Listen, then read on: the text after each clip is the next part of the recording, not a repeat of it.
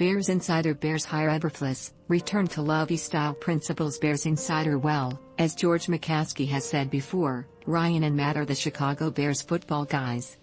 The first names haven't changed, but the last names, and hopefully a lot more, will.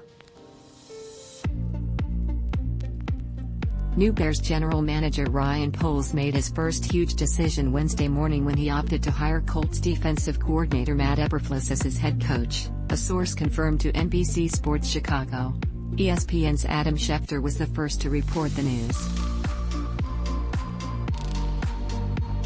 Here's a quick reaction. Eberflus has been a highly respected candidate for a few years now, and while he's a first-time head coach, he's 51 years old with a lot of experience at both the college and pro level.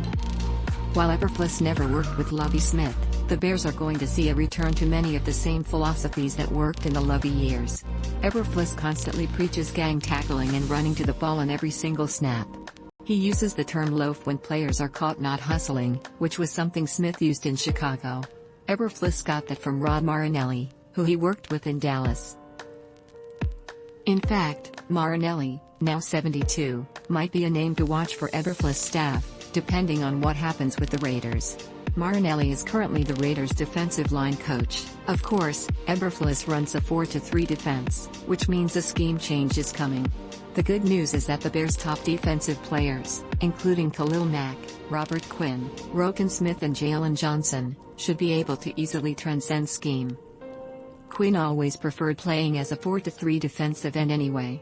The big question now becomes, who does Eberflus hire as his offensive coordinator? Bears fans don't need to be reminded of the revolving door of OCs that came through Chicago during the Lovie years.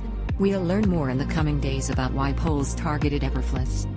They both share Trace Armstrong as an agent, but Poles is also close to Colts general manager Chris Ballard, who gave Eberflus a ringing endorsement, one source said.